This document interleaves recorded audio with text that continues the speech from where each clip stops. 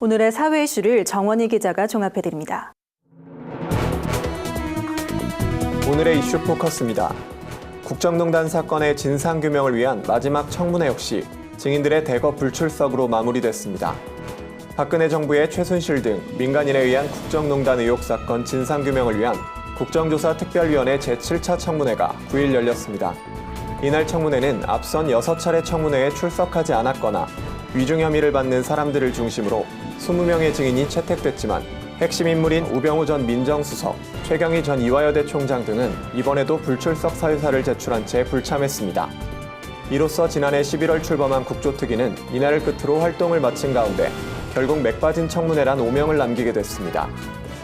최순실 씨의 딸 정유라 씨에 대한 송환 문제가 장기화될 조짐을 보이고 있습니다.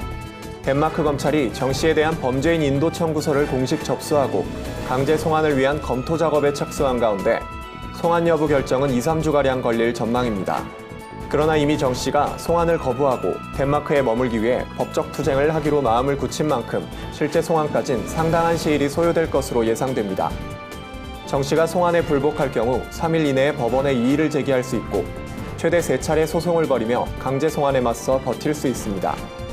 이에 따라 오는 4월 특검 활동 만료 이전 송환은 물론 최대 2년까지도 소요될 수 있다는 관측이 나오고 있습니다. 서울 종로구 숙박업소 철거 공사 현장에서 발생한 붕괴 사고로 매몰됐던 인부 2명이 결국 모두 숨졌습니다. 8일 오전 사고 발생 약 19시간 30분 만에 싸늘한 주검으로 발견된 김모 씨에 이어 함께 매몰됐던 조모 씨 역시 사고 발생 약 39시간 만인 9일 오전 2시 15분쯤 숨진 채로 발견됐습니다. 소방당국에 따르면 조 씨는 발견 당시 이미 맥박과 호흡이 없는 상태였으며 국립중앙의료원으로 옮겨진 직후 사망 판정을 받았습니다. 종로소방서 관계자는 구조 노력을 했으나 결과가 이렇게 나타나 너무 안타까운 마음뿐이라고 전했습니다. 한편 사고가 일어난 곳은 1984년 준공된 지상 11층 규모 건물로 지난 7일 철거 작업 중 바닥이 붕괴해 매몰 사고가 일어났습니다. 결혼 상견례를 가기 위해 옷을 훔친 일용직 아버지의 소식이 최근 세상을 안타깝게 한 가운데 이번에는 한 청년이 배가 고파서 카드를 훔쳐 먹을 것을 사다가 붙잡혔습니다. 갈수록 어려워지는 서민 경제 상황을 간접적으로 보여주는 것 같습니다. 광주 동부경찰서는 9일 식당에서 타인의 카드를 훔쳐 사용한 혐의로 20살 권모 씨를 불구속 입건했다고 밝혔습니다. 권 씨는 경찰 조사에서 훔친 카드를 3차례 사용하고 버렸다고 자백하는 한편 배가 고파 범행을 저질렀다고 증언했습니다. 편의점 아르바이트를 하던 권 씨는 최저임금에 가까운 시급을 받으며 생활해온 것으로 알려졌습니다. 전국적인 조류 인플루엔자 확산으로 계란값이 폭등하면서 주머니 사정이 넉넉지 않은 취업 준비생이나 대학생들이 우울해하고 있다는 소식입니다.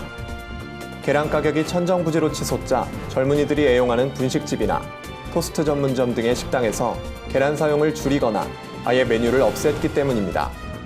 대학가 인근이나 원룸촌 주변에선 계란 수급에 차질이 생겨 죄송하다는 안내문을 심심찮게 볼 수 있으며 젊은이들의 허기진배를 채워주던 이들 식당이 문을 닫는 경우도 속출하고 있습니다.